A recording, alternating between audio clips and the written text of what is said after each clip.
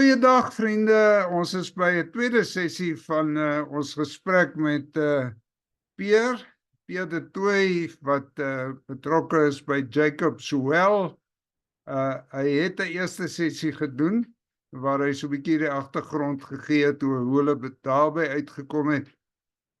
Hierdie is 'n tweede sessie en ek wil graag vir Pierre in hierdie sessie vra om 'n bietjie sy lewe met ons te deel, sy getuienis, waarvandaan kom hy, hoe het sy lewe geloop en hoe het die Here Jesus dit verander, want dis mos tog eintlik waarom dit gaan.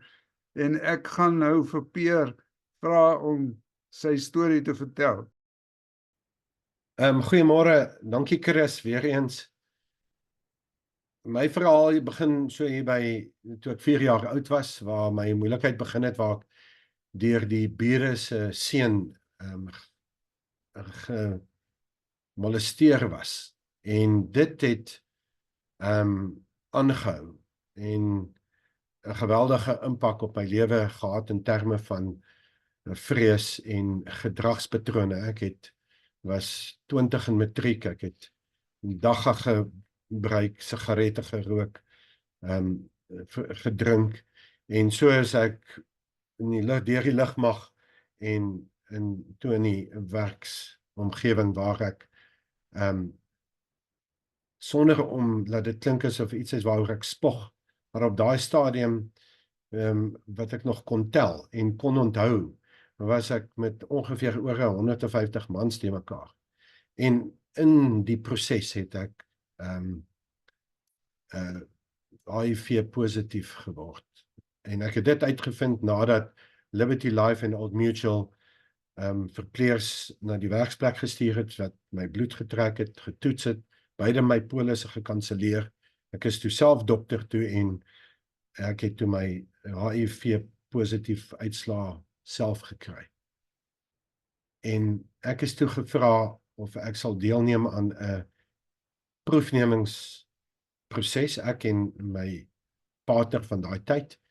En ons is toe by Braamfontein patologie, waar ons elke 2 weke gegaan het vir bloedtoets en dieete gevolg het, wat geen verskil gemaak het nie, maar ons was in die proses. En ek het ook toe vir my broer en sy vrou gevra of hulle bereid sal wees om nog 'n kind te hê wat my sou vervang.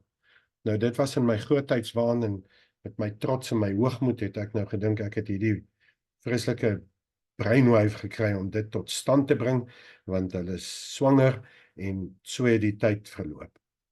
En op die tyd waar ons eie besigheid gehad het, het ons 2 broers in diens geneem, Andre en Iwer van der Merwe. Hulle kon glad nie Afrikaans praat nie, maar hulle het vir my in liefde, maar sonder om doekies om te draai, vir my mooi verduidelik dat dit en die lewenstyl wat ek handhaaf is, voor die Here nie reg nie. Ek het wel van hulle net gesê dat die woord soos wat ek het kon onthou as 'n jong, aangeneem en voorgestelde was, probeer alle dinge en bou die goeie. En hulle het my nooit aanstoot gegee nie, en hulle het my altyd met vriendelikheid en liefde hanteer, en so het ons aanhou saamwerk, maar ek het my weggewandel en hulle het aanhou om van tyd tot tyd maar net die goeie saad te saai in my lewe. Nou op die 29ste November 1990 het ek 'n oproep gekry waar my broer gesê dis tyd, my skoonsis se water het gebreek en ek is af na hulle huis toe, dagga gerook en koffie, tot op 'n punt waar my skoonsis gesê, maar daar's bloeding en hulle moes deur gaan Unitas toe. En ek is Irene toe waar ons kantore was en gewag vir die oproep, maar toe die oproep kom, toe het dit geskreeu van ek moes jaag na bloed, want die placenta het van die uterus geskeur en ma se bloed en die kind se bloed het gemeng en sy het al klaar begin asemhaal en tot groot hartseer en hartbreek vir my en uit die aard van die saak, my broer en sy vrou en ons familie, het sy net 'n maand lank gelewe.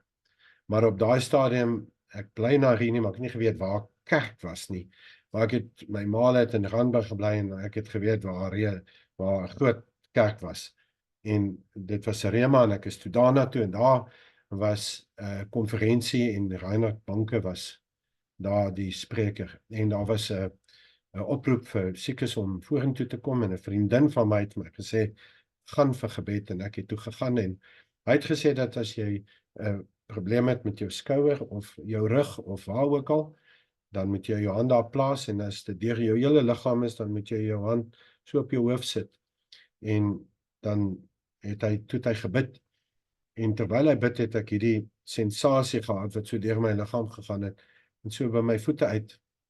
En my vriendin het gesê ek moet my bloed gaan vir bloedtoetse, toe sê ek nee, want op daardie stadium deur patologie elke 2 weke was ek al 19 keer is my bloed getoets en my vriend se of my partner se en het ons positief gebly. En ek het vir haar gesê ek gaan oor 2 weke weer. 2 weke later is ek getoets en toe sê die patoloog toe sê vir my maar daar's 'n verandering, wat eet ek wat anders is. Ek sê vir hom ek eet niks anders nie. En hy sê toe vir my maar jy moet iets anders eet want jou bloed is nog normaal. Toe sê ek vir hom wel, al wat ek vir jou kan sê is ek het my hart vir die Here gegee en ek glo hy het my genees. En hy wat 'n Jood was, het gesê wel, that is possible. En dit is hoe ek begin het en daarna het ek my verdiep in die woord. Romeine 1 het ek gelees waar ek die oortuiging het dat my lewenstyl was 'n gruwel voor die Here. En ek het vir die Here gesê, en dit wil ek vir die luisteraars duidelik sê, dat ek het vir die Here gesê, alles wat ek gedoen het, die rook, die drink, die losbandige lewe, die homoseksuele lewe, was alles vir my goed. Ek het dit geniet. En ek het gebid en geworstel en gesoebat en gevas en geroep. En vir hom gesê, hy moet daai smaak wat ek in my gehad het, moes hy uit my gehaal het. En ek het soos wat Jakob in die Jabokrivier met God geworstel het, so het ek persoonlik met die Here geworstel en gesê, ek laat hom nie alleen totdat hy my vrymaak nie. En ek onthou, ek was 1993, 3 April is ek getroud, ek is nou deur die Here se genade 31 jaar getroud, ek het 2 dogters, die Here het my vrygehou en 29 November hierdie jaar, 2024, sal dit 34 jaar wees wat die Here my verlos het van homoseksualiteit en vir my 'n nuwe lewe gegee het, waarin ek hom net kan dank by dag en by nag. My dankbaarheid is groot, want ek het 'n vrees, my grootste drywer is vrees wat sê dat as Here die huis skoon maak, en jy dit nie vul met die goeie nie, dan sal daar 7 maal erger kom, en ek het nie kans gesien, nadat ek 8 jaar geworstel het, voordat ek gevoel het, hoe breek die ding heeltemal oor my weg nie. Daarom wil ek vir diegene wat worstel en in stryd sê, hou goeie moed, doen alles. Die Here sê ons het nog nie ten bloede gestry nie, maar ons moet alles in ons vermoë doen, sodat ons kan kry dit wat ons glo, wat in die woord staan. En vandag kan ek net sê, deur sy genade, sit ek hier en kan ek dit met u getuig. En teenoor u erken, dat hy is wie hy sê hy is. En as hy van iets nie toegehou het nie, dan gaan hy nie vandag daarvan hou nie. Want hy is dieselfde gister, vandag, tot in alle ewigheid.